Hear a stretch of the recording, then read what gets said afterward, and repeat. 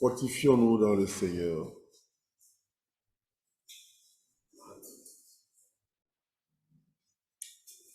Fortifions-nous dans le Seigneur.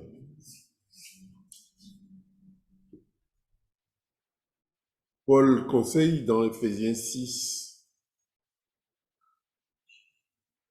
qu'on reste. Fortifions-nous dans le Seigneur et par sa force toute puissante. Revêtons-nous de toutes les armes de Dieu afin de pouvoir tenir ferme contre les ruses du diable.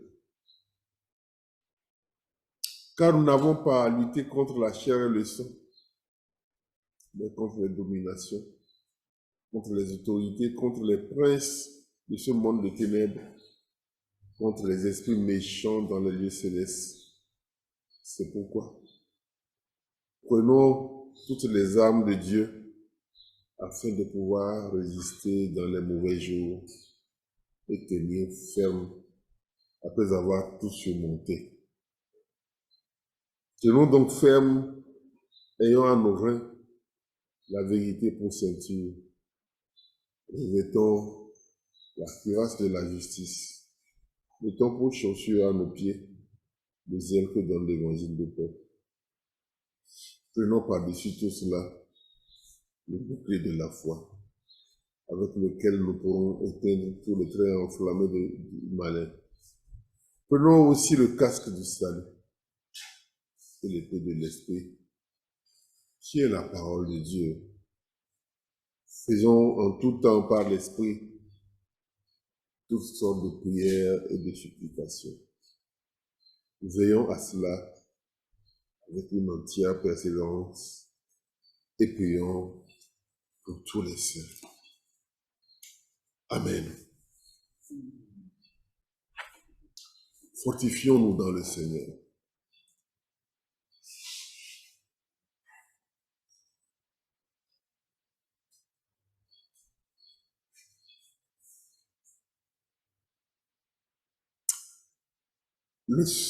Lorsque Paul demande que nous nous fortifions dans le Seigneur,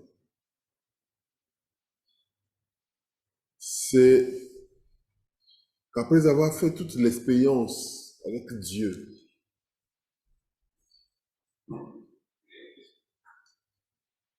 après avoir abordé le judaïsme avec zèle, après avoir rencontré le Seigneur Jésus et dans sa marche vers les peuples, ici vers le peuple d'Éphèse, les frères qui sont à Éphèse, Paul a constaté que la faiblesse est une chose partagée par tous les hommes et que nous pourrons être des hommes en très bonne santé, très forts, ayant une force inégalable physiquement, mais que l'essentiel de la vie, c'est plutôt chercher la force toute puissante de Dieu.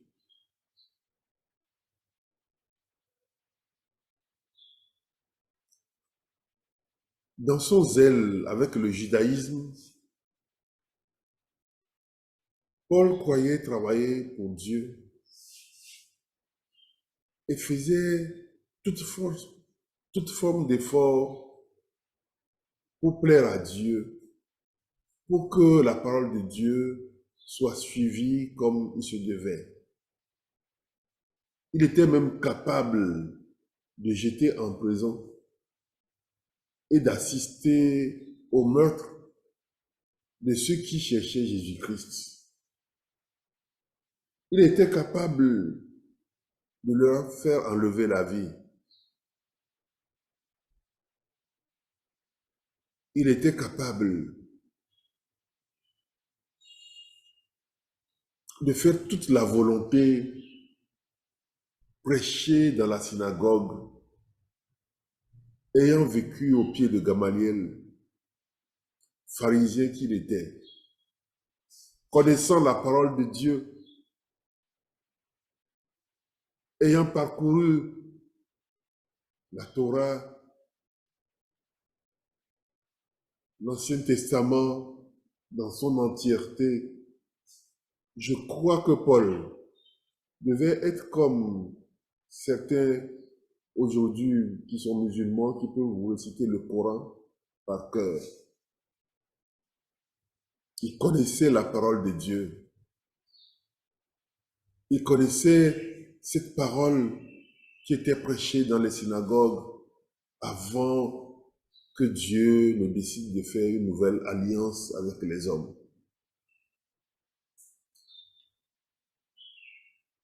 À la rencontre avec Jésus-Christ, Paul avait vu que toute sa force était plutôt une faiblesse spirituelle, était plutôt une grande lacune spirituelle, était un vide spirituel qu'il vivait. Il ne savait pas que l'homme avait besoin d'être rempli de Dieu. Il ne savait pas que l'homme avait besoin d'une autre parole, celle qui vient de la bouche de Dieu et qui nous est adressée en toutes circonstances. Paul ne savait pas que Dieu n'était pas dans les murs de Jérusalem et que Dieu a quitté les murs de Jérusalem pour vivre dans le cœur des hommes. Toute la force de Paul a été évaluée comme une très grande faiblesse qui devrait perdre Paul. C'est ainsi que beaucoup d'entre nous évoluons aujourd'hui, connaissant la parole peut-être par cœur, connaissant des passages par cœur, croyant travailler pour Dieu, nous nous perdons et nous nous affaiblissons. Paul, en étant dans la synagogue, prenait plutôt ceux qui adoraient Jésus-Christ comme ceux contre qui il devait lutter. Il prenait ceux qui étaient des disciples, des apôtres, comme ceux contre qui il devait lutter. C'est pourquoi il les recherchait spécifiquement. C'est en allant à Damas pour encore les arrêter qu'il a rencontré Jésus-Christ. Paul ne savait pas qu'il se trompait de cible.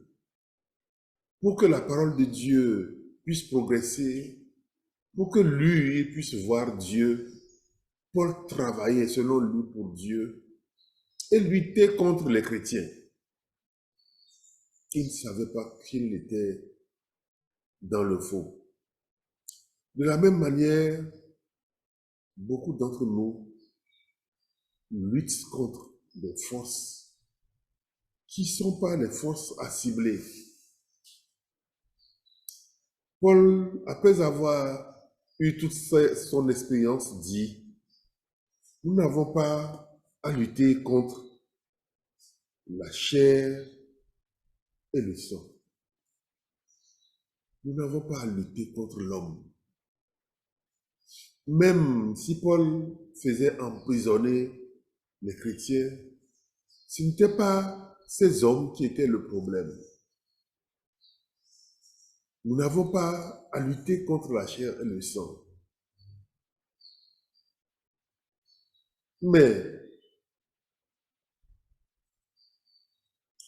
contre les dominations, contre les autorités, contre les princes de ce monde de ténèbres, contre les esprits méchants dans les lieux céleste.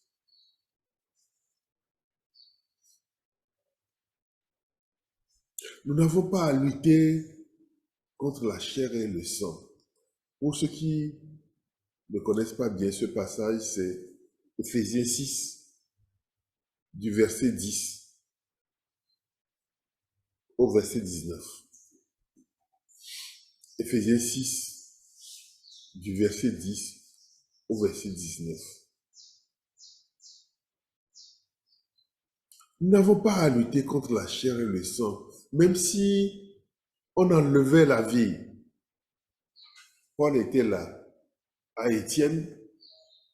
Ce n'est pas la chair et le sang d'Étienne qui posait problème. Paul luttait, il se trompait de lutte.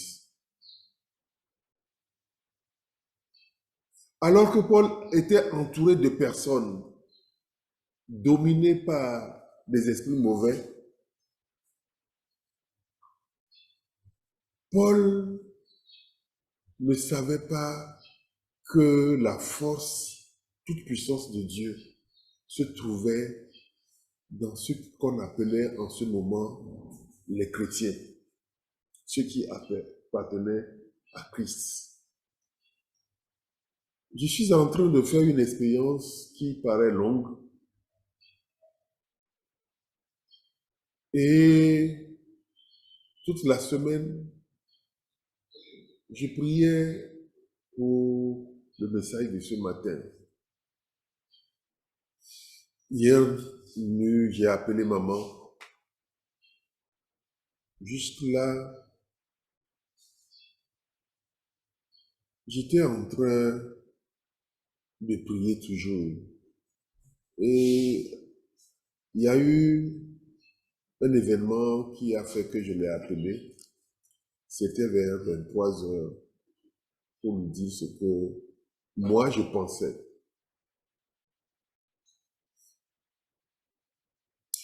Et en allant dans la chambre, je continuais de prier. Je continuais de prier et j'ai reçu ce passage biblique pour nous.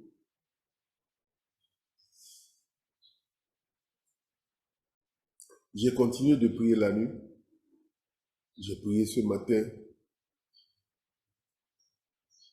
Mais Dieu a permis que je ne voie pas la relation entre ce passage biblique et ce pourquoi j'avais appelé maman. Mes amis, j'ai constaté, et je crois que vous devez le vivre, si vous ne le vivez pas, alors continuez de prier. Lorsque vous montez spirituellement, j'ai constaté que le monde des ténèbres ne se trompe pas de cible. Si les chrétiens, ceux qui adorent Christ, se trompent de cible, le monde des ténèbres ne se trompe pas de cible. Le monde des ténèbres connaît bien ses cibles. Eux, dans ce monde, sont au courant qu'ils sont en guerre. Ils sont en guerre. Ce sont des armées qui se déchaînent, mais qui ne se déchaînent pas contre elles-mêmes. Les armées se déchaînent contre nous les chrétiens, et pas contre tous les chrétiens, contre ceux qui sont pleins du Saint-Esprit. Comme Paul aussi s'était déchaîné quand il était dans le judaïsme contre ceux qui étaient en Christ. Ce qui est curieux, les seuls qui ne savent pas que nous sommes en guerre, ce sont les chrétiens. Et plus votre armée est forte, plus les forces des ténèbres sont au courant que vous pouvez gagner la guerre. Et plus ces forces aussi se renforcent, se fortifient contre nous, moins vous êtes dangereux pour ces forces, moins ils se déchaînent contre vous.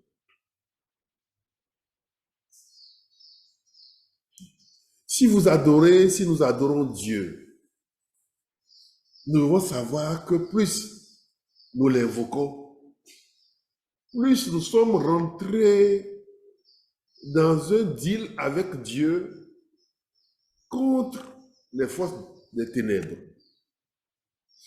Et plus nous nous renforçons, et plus les forces des ténèbres aussi se renforcent. C'est une guerre que nous devons gagner. Nous ne devons pas oublier que nous sommes en guerre en allant perdre notre temps dans la recherche de ce qui ne va pas contribuer au combat, mais recherchons plutôt ce qui peut nous aider, les armes qui peuvent nous aider, les stratégies qui peuvent nous aider dans le combat. Et fortifions-nous, non pas par les choses qui font plaisir à la chair, qui renforcent la santé de la chair, mais par les choses qui renforcent la santé de l'esprit. Dans les conseils de Paul, il nous dit,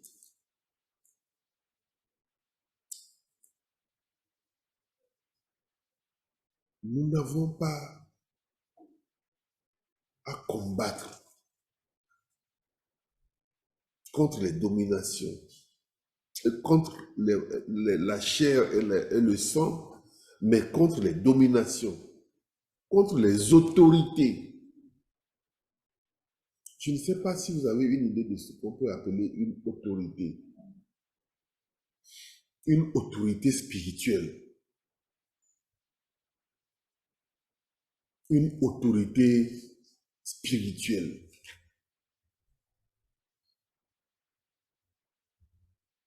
J'entends beaucoup de gens être fiers de n'avoir jamais touché au gris-gris,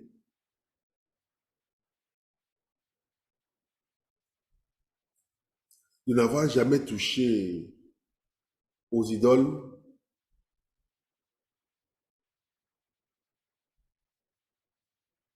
mais moi je suis fier d'avoir touché au gris-gris.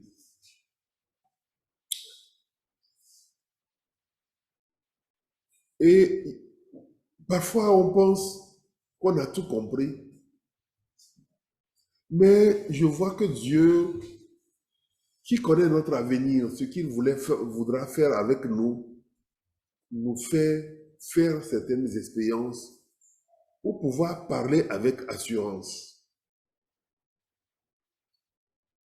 Les autorités, c'est ce qu'ils disent et la chose change en même temps. C'est ce qu'il a dit qui doit se passer. Si tu n'as jamais composé avec une force qui a été une autorité, tu ne peux pas savoir ce que c'est qu'une autorité. Spirituellement, lorsqu'on parle d'autorité, je l'ai expérimenté.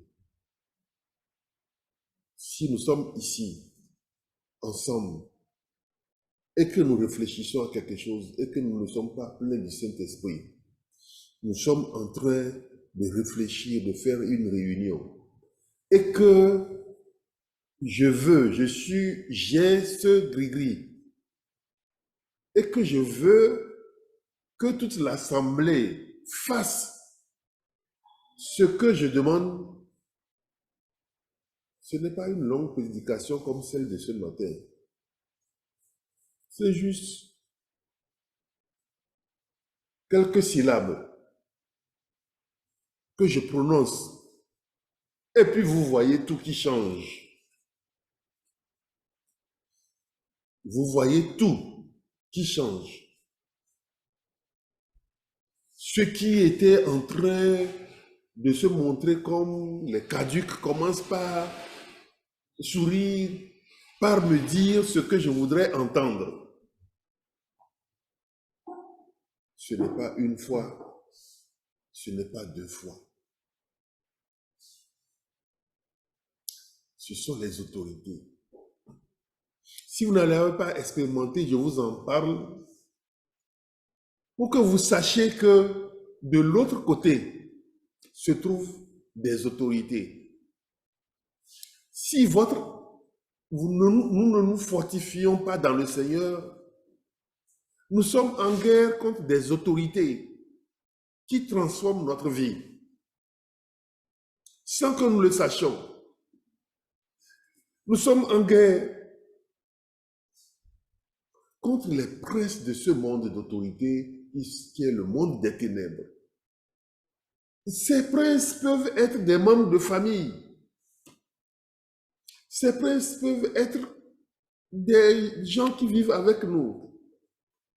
Ces princes peuvent être des gens qui sont dans notre service. Ils peuvent être des gens qui travaillent sous notre, entre guillemets, autorité. Parce que s'ils ont l'esprit d'autorité et que nous ne sommes pas pleins d'autorité, nous ferons leur volonté toute la vie. Sans le savoir. Et nous serons fiers même de l'avoir fait. Et nous croirons que c'est Dieu qui nous pousse. C'est avec Dieu que ça s'est passé. Parfois, ce sont nos patrons.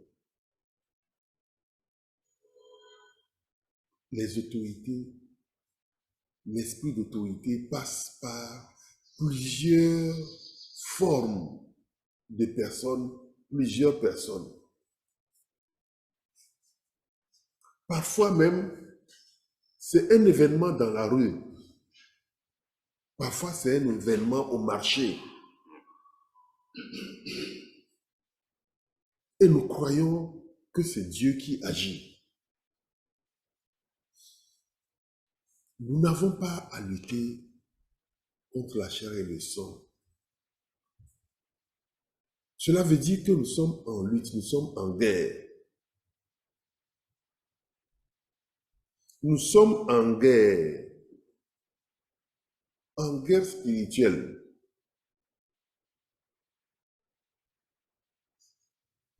Vous et moi, nous étions en train de parler de djihadisme il y a quelques années sans être concernés. C'est le comportement du chrétien, puisqu'il n'a pas encore vu la guerre dans sa maison, dans son travail. Il ne sait pas que tout ce qui se passe là, qu'il entend, est une préparation, que ce sont des préparatifs. Et que s'il se laisse sans se préparer, il risque d'être surpris par l'esprit d'autorité, le mauvais esprit. De la même manière, en étant chrétien, la guerre se prépare et parfois la guerre a commencé. La reconnaissance du terrain par l'ennemi a commencé. Le recrutement des combattants a commencé parfois dans notre propre camp, sans que nous le sachions.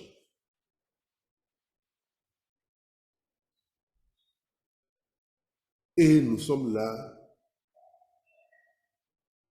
sans réaction. À la limite, nous croyons que c'est quelque chose qui ne doit pas nous intéresser. Nous n'avons pas à lutter contre la chair et le sang, mais contre les dominations. Paul nous dit que nous devons être conscients de la réalité de cette guerre dans notre vie. Je voudrais que chacun, ce matin, tout simplement, réfléchisse à la guerre. Fortifions-nous dans le Seigneur. Réfléchissons à la guerre. Parce qu'elle est déjà déclenchée, elle est en train de se passer dans notre vie sans que nous le sachions. Nous ne prenons pas le temps de constater, de faire le constat de la guerre. Nous sommes en guerre. Paul nous dit, reconnaissez d'abord que vous êtes en guerre. Dites-vous la vérité, vous êtes en guerre. Ce n'est pas parce que vous vous réclamez de Christ que vous n'êtes pas en guerre. C'est surtout parce que vous vous réclamez de Christ que vous êtes dans une guerre que vous ne cherchez pas. Ce n'est pas vous qui cherchez la guerre. Et je ne crois pas que le Togo ait fait quelque chose pour chercher la guerre.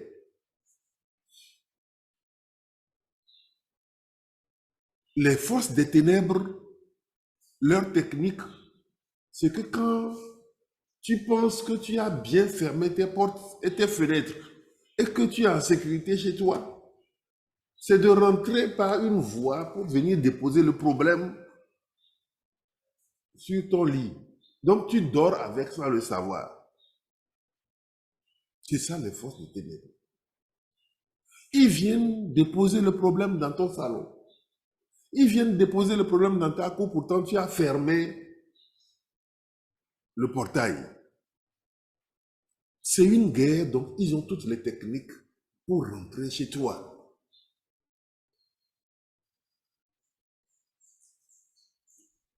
Mes amis, fortifions-nous dans le Seigneur.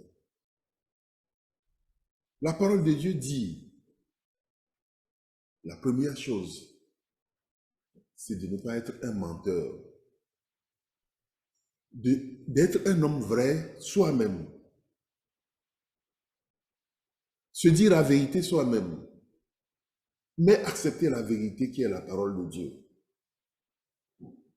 Prenons la vérité.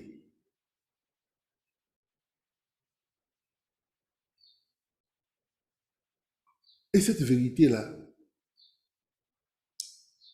nous devons nous ceindre avec cette vérité pour que notre habit ne tombe pas. Pour que notre habit ne prenne pas n'importe quelle forme. Nous devons avoir la justice, nous-mêmes être justes, mais aussi être justifiés par Christ. Nous devons rechercher la justice avec tout le monde, être juste. À travers ce que le Saint-Esprit nous montre comme la justice. Nous devons prendre l'exemple sur le Saint-Esprit. Nous devons avoir le zèle que donne l'évangile de paix. Ça doit être pour nous une chaussure, des chaussures. Dieu nous a parlé de l'évangélisation, mais nous avons mis ça de côté et nous courons toujours. Nous courons. Nous n'avons pas le zèle que donne l'évangile de paix. Nous courons pour la paix, mais sans écouter Dieu, sans vouloir accepter la vérité. La vérité qui doit être pour nous une ceinture. Dieu nous a dit cette vérité, c'est d'avoir le zèle pour l'évangile de paix. Aller évangéliser.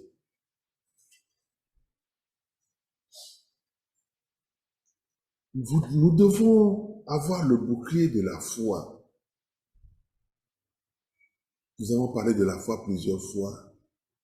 Et si tu ne fais pas attention, tu t'encourages pour dire que tu as la foi.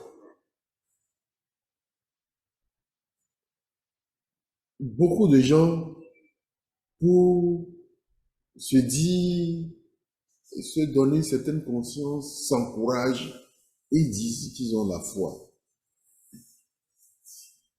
La foi, elle vient de la parole qu'on entend. Et la parole qu'on entend vient de la parole révélée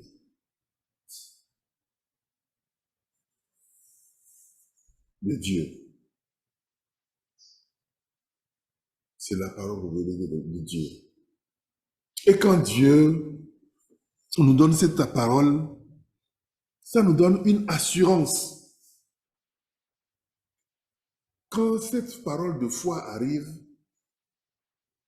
nous avons une assurance de ce que nous espérons. Nous savons que ça va venir comme ça. Et ce sera comme ça. Et nous n'avons plus peur, nous ne tremblons plus.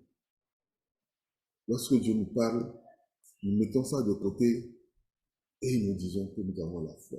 Je ne sais pas quelle définition nous donnons à la foi, mais moi, ce que j'ai lu dans la Bible, c'est une assurance. C'est une vie dans le présent de ce qu'on n'a pas encore vu, qui viendra dans le futur. Et c'est une acceptation complète de ce que Dieu a dit. Et c'est faire la volonté de Dieu en faisant ce qu'il a dit. C'est ça la foi, qui est un bouclier avec lequel on éteint les traits, on éteint les traits enflammés du malin.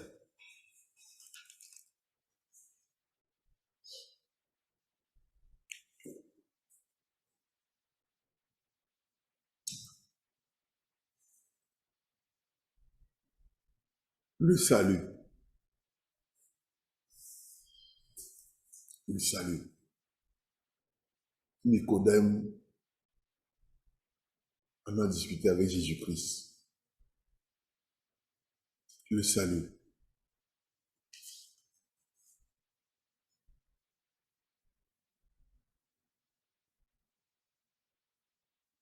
Le salut.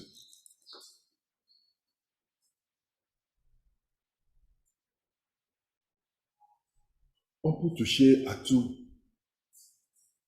sur un homme, aller travailler dans son cœur, sortir même le cœur et le manipuler.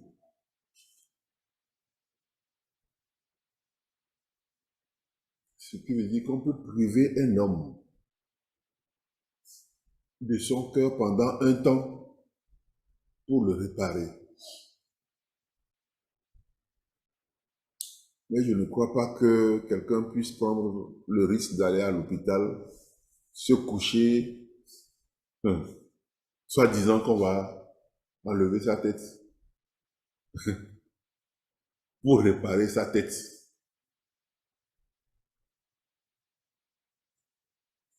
Si c'est prescrit par un chirurgien, je pense que vous irez avec votre ordonnance à la justice pour montrer au procureur qu'il y a un chirurgien dangereux pour le pays pour qu'on l'arrête. Vous ne direz jamais, vous ne retournerez jamais dans cet hôpital. Le casque du salut. Protégeons-nous la tête avec la nouvelle naissance. Avec une vie transformée, une vie qui est en train de changer en Dieu, en Christ. C'est ça qui nous protège la tête. C'est-à-dire, ce qui, quelqu'un peut tirer, on peut même récupérer quelqu'un dont le cœur a reçu une balle. Si on y va très vite, mais si la tête reçoit une balle, ce n'est même pas la peine d'essayer.